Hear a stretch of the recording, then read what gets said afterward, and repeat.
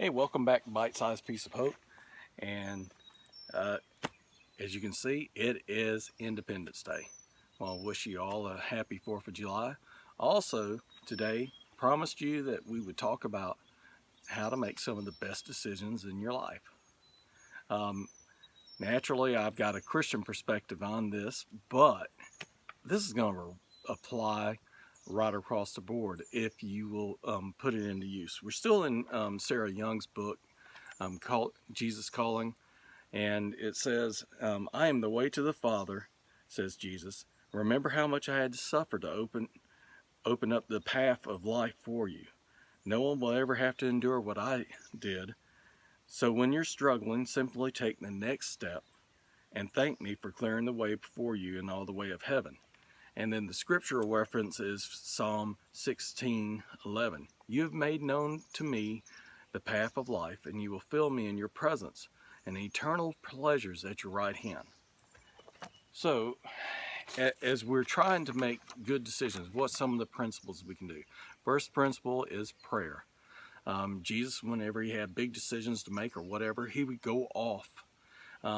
He would go off by himself and pray. And perhaps you're thinking, I don't hear from God that way. You know, you hear some of the preachers like Robert Morris, he'll be in a conversation with God. I don't hear that. Maybe you'll say that. Well, how do you hear? You spend time in his word. You pray, you lift up your heart, and you just tell him what's on your heart. And you thank him. And things come a little bit clearer. So that step may be hard for you. And the second step is support. Who has your back? You know, who are you working with? For Jesus, he had disciples that came up and helped him during times. They were kind of like his muscle, if you will. For you, maybe you need some business decisions. Chamber of Commerce, Small Business Center out at Richmond Community College. You know, all these things will help you make wise decisions, because nobody wants to be out there on your own, you know, especially when it comes to finances. Man, you need some help, right? Find some great support. Find some folks who are going through the exact same thing as you and have made it through. You want to find somebody who's been through it before. And the other thing for wise decisions is find a mentor. Who's mentoring you? Carey Nieuwhof says this: if you're the smartest person in the room, you're in the wrong room. Let me say that again. If you're the smartest person in the room, you're in the wrong room, because you're never going to make decisions any smarter than you. And when you don't know what's going on, you don't know all the ins and outs, you need someone who's been there before. So make a wise decision. Quick story.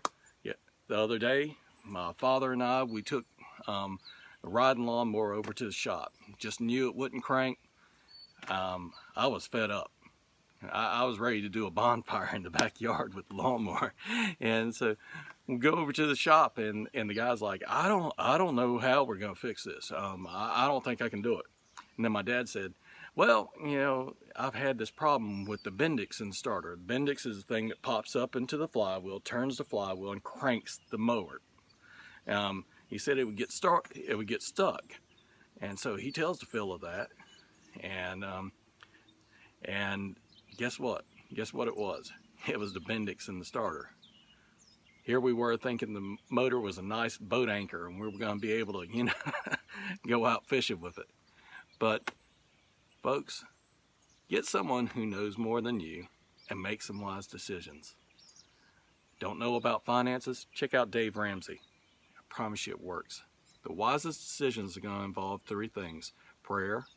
It's going to involve support from people who are right there on the same path as you. And it's also going to require a mentor who's going to help you out. And that's your bite-sized piece of hope. Extended edition today, but thank you. And be sure to share with your friends and help somebody out who's on the same path, and mentor somebody and pray. All right.